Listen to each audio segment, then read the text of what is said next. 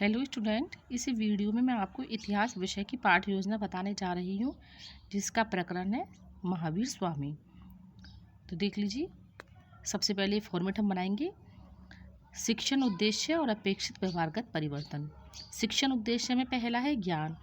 विद्यार्थियों को महावीर स्वामी से संबंधित तथ्यों का ज्ञान करवाना। अपेक्षित व्यवहारगत परिवर्तन में पहला पॉइंट है, विद्यार्थी महावीर स्वामी के बारे में स्मरण कर सकेंगे। दूसरा, विद्यार्थी महावीर स्वामी के बारे में प्रत्याभिज्ञान कर सकेंगे। दूसरा उद्देश्य है अवबोध। विद्यार्थियों को महावीर स्वामी से संबंधित तथ्यों का अवबोध करवाना। अपेक्षित व्यवहारगत परिवर्तन में पहला पॉइंट है, विद्यार्थी महावीर स्वामी से संबंधित तथ्यों की व्याख्या कर सकेंगे। विद्यार्थी महावीर स्वामी से संबंधित तथ्यों को उदाहरणों से समझ सकेंगे। तीसरा उद्देश्य है ज्ञान उपयोग। विद्यार्थियों को महावीर स्वामी से संबंधित तथ्यों को दैनिक जीवन में उपयोग की क्षमता विकसित करवाना।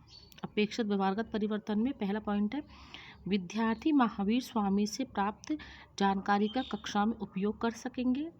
विद्यार्थी महावीर स्वामी से संबंधित तथ्यों का मूल्यांकन कर सकेंगे। चौथा उद्देश्य है कौशल। विद्यार्थियों को महावीर स्वामी से संबंधित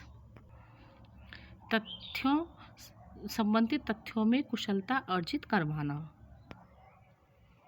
अपेक्षित व्यवहारगत परिवर्तन में विद्यार्थी पंच महाव्रत का चार्ट बना सकेंगे। अगला शिक्षण उद्देश्य है अभिरुचि। विद्यार्थियों को महावीर स्वामी से संबंधित तथ्यों में रुचि विकसित करवाना। अपेक्षित व्यवहारगत परिवर्तन में है, विद्यार्थी महावीर स्वामी के जीवन से संबंधित तथ्यों के बारे में रुचि ले सकेंगे। दूसरा, विद्यार्थी महावीर स्वामी से संबंधित पुस्तक पढ़ने में रुचि ले सकेंगे। अगला उद्देश्य है अभिवृत्ति। विद्यार्थियों को महावीर स्वामी से संबंधित तथ्यों के प्रति सकारात्मक दृष्टिकोण विकसित करवाना।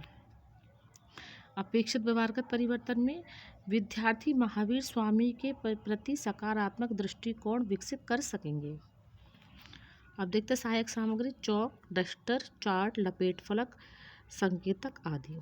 पूर्व ज्ञान। विद्यार्थी महावीर स्वामी के बारे में सामान्य जानकारी रखते हैं। अब है प्रस्तावना में ये फॉर्मेट हम बनाएंगे। क्रम संख्या छात्रा अध्यापिका क्रिया छात्र क्रिया। छात्रा अध्यापिका क्रिया में पहला प्रश्न है, गुलाबी नगर के नाम से किस शहर को जाना जाता है? छात्र क्रिया में लिखेंगे जयपुर। दूसरा प्रश्न है, जयपुर किस राज्य की राजधानी है? छात्र क्रिया में लिखेंगे राजस्थान। तीसरा प्रश्न है, राजस्थान के दिलवाड़ा मंदिर का संबंध किस धर्म से है? छात्र क्रिया में लिखेंगे जैन धर्म से। चौथा प्रश्न है, जैन धर्म के संस्थापक कौन है? छात्र क्रिया में लिखेंगे महावीर स्वामी। पांचवा प्रश्न, महावीर स्वामी के बारे में आप क्या जानते हैं? तो ये हो जाएगा समस्यात्मक। उद्देश्य कथन, आज हम महावीर स्वामी के बारे में विस्तार पूर्वक अध्ययन करेंगे। शिक्षण बिंदु है 3, जिसमें पहला है महावीर स्वामी का जीवन परिचय, दूसरा है कैवल्य प्राप्ति और तीसरा है पंच महाव्रत। देखिए ये फॉर्मेट हम बनाएंगे। शिक्षण बिंदु, छात्रा अध्यापिका क्रिया छात्र क्रिया, विधि प्रविधि, सहायक सामग्री और शामपट सार। शिक्षण बिंदु में पहला है महावीर स्वामी का जन्म परिचय। छात्रा अध्यापिका क्रिया में हम विकासात्मक प्रश्न लिखेंगे, जिसमें पहला प्रश्न, प्रस्तुत चित्र किसका है? छात्र क्रिया में लिखेंगे महावीर स्वामी का। देख लीजिए, महावीर स्वामी का चित्र हम सहायक सामग्री में लगा देंगे।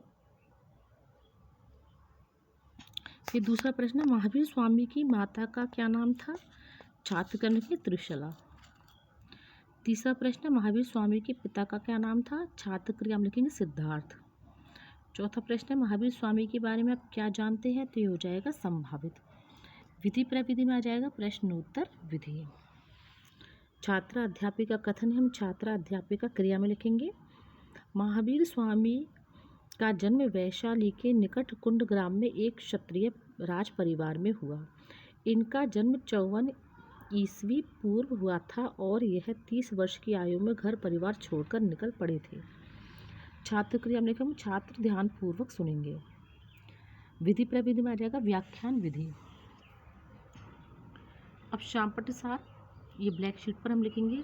महावीर स्वामी का जन्म कुंडग्राम में हुआ। इनके पिता का नाम सिद्धार्थ था तथा माता का नाम त्रिशला था। अब आगे देखिए, फिर से यही फॉर्मेट हम बना लेंगे। शिक्षण बिंदु, छात्रा अध्यापिका क्रिया, छात्र क्रिया, विधि प्रविधि, सहायक सामग्री और शामपट सार। शिक्षण बिंदु में दूसरा है हमारा कैवल्य प्राप्ति।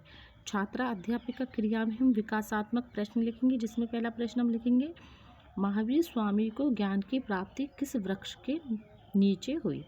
छात्र क्रिया में हम लिखेंगे साल वृक्ष के नीचे। दूसरा प्रश्न है महावीर स्वामी ने किस नदी के तट पर तपस्या की थी। छात्र क्रिया में लिखेंगे रिजु बालिका नदी के तट पर। तीसरा प्रश्न है महावीर स्वामी को ज्ञान की प्राप्ति कौन सी तिथि को हुई थी। छात्र क्रिया में लिखेंगे वैशाख शुक्ल दशमी। चौथा प्रश्न है महावीर स्वामी की जानकारी कहाँ से प्राप्त होती है, तो यहाँ लिखेंगे संभावित। विधि प्रविधि में आ जाएगा प्रश्नोत्तर विधि। अब देख लीजिए सहायक सामग्री में हम ये वाला साल वृक्ष के नीचे बैठे हुए महावीर स्वामी जी का चित्र हम लगा देंगे इसमें। अब छात्रा अध्यापिका कथन लिखेंगे हम। छात्रा अध्यापिका क्रिया में महावीर स्वामी की कठोर तपस्या का वर्णन जैन साहित्य कल्प सूत्र और आचरण सूत्र में मिलता है। ज्ञान प्राप्ति के बाद महावीर स्वामी जैन धर्म के 24वें एवं अंतिम तीर्थंकर हुए थे। छात्र क्रिया में हम छात्र ध्यान पूर्वक सुनेंगे। विधि प्रविधि में आ जाएगा व्याख्यान विधि। शामपट सार ब्लैक शीट पर हम लिखेंगे महावीर स्वामी की कठोर तपस्या का वर्णन जैन साहित्य कल्प सूत्र और आचरण सूत्र में मिलता है। अब आगे फिर से यही फॉर्मेट हम बनाएंगे। शिक्षण बिंदु, छात्रा अध्यापिका क्रिया, छात्र क्रिया, विधि प्रविधि, सहायक सामग्री और शामपट सार। शिक्षण बिंदु में तीसरा शिक्षण बिंदु है पंच महाव्रत। छात्रा अध्यापिका क्रिया में हम विकासात्मक प्रश्न लिखेंगे, जिसमें पहला प्रश्न हम लिखेंगे प्रस्तुत चित्र किसका है। छात्र क्रिया में हम लिखेंगे पंच महाव्रत। देख लीजिए सहायक सामग्री में इस प्रकार से चित्र हम लगाएंगे पंच महाव्रत, जिसमें पहला अहिंसा, दूसरा है सत्य, तीसरा अस्तेय, चौथा है ब्रह्मचर्य और पांचवा है अपरिग्रह। अब दूसरा प्रश्न लिखेंगे पंच महाव्रत कौन से हैं। प्रथम महाव्रत कौन सा है, तो छात्र क्रिया में हम लिखेंगे अहिंसा। तीसरा प्रश्न है द्वितीय महाव्रत कौन सा है, छात्र क्रिया में लिखेंगे सत्य। चौथा प्रश्न है पंच महाव्रत के बारे में आप क्या जानते हैं, तो ये हो जाएगा संभावित। विधि प्रविधि में हम लिखेंगे प्रश्नोत्तर विधि। छात्रा अध्यापिका कथन, ये छात्रा अध्यापिका क्रिया में लिखा जाएगा। महावीर स्वामी ने पंच महाव्रत बताए जो इस प्रकार है, जिसमें पहला अहिंसा। अहिंसा का मतलब है अहिंसा परमो धर्म। इस अहिंसा में समस्त जीव का सार समाया है। दूसरा है सत्य, इसमें हम लिखेंगे उचित व अनुचित में से उचित का चुनाव करना। तीसरा है अस्तेय है, अस्तेय में हम लिखेंगे इसे अचौर्य भी कहते हैं, इसका अर्थ है चोरी न करना। चौथा है ब्रह्मचर्य, चेतना में स्थिर रहना। पांचवा है अपरिग्रह, इसका मतलब है धन का संग्रह न करना, शरीर मन बुद्धि को अपना न मानते हुए जीवन व्यतीत करना। जैन धर्म नास्तिक है और यह वेदों पर विश्वास नहीं करता है। छात्र क्रिया में लिखेंगे छात्र ध्यान पूर्वक सुनेंगे। विधि प्रविधि भी हम लिखेंगे व्याख्यान विधि।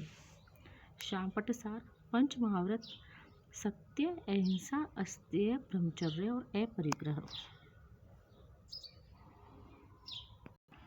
अब आगे हम लिखेंगे मूल्यांकन प्रश्न निर्देश। निम्न प्रश्नों में सही उत्तर का विकल्प कोष्ठक में लिखिए। पहला प्रश्न है जैन धर्म में कितने तीर्थंकर है, 24, 22, 23, 21। अगला निर्देश रिक्त स्थान की पूर्ति कीजिए। दूसरा है महावीर स्वामी ने जैन धर्म में 5 महाव्रतों में महाव्रत जोड़ा, ब्रह्मचर्य, अपरिग्रह। निर्देश सही गलत का चयन कीजिए। तीसरा प्रश्न है जैन धर्म के 24वें तीर्थंकर महावीर स्वामी है, सही गलत। निर्देश निम्न प्रश्नों में से एक उत्तर एक या दो पंक्ति में दीजिए। चौथा प्रश्न, महावीर स्वामी की तपस्या का वर्णन कहाँ मिलता है। फिर पांचवा प्रश्न, महावीर स्वामी का जीवन परिचय बताइए। अब देखिए गृह कार्य, महावीर स्वामी का विस्तार से वर्णन कीजिए। देख लीजिए ये हो गई हमारी इतिहास विषय की पाठ्य योजना। आप इसी फॉर्मेट को ध्यान में रखकर इतिहास विषय के और भी लेसन बना सकते हैं। Thank you.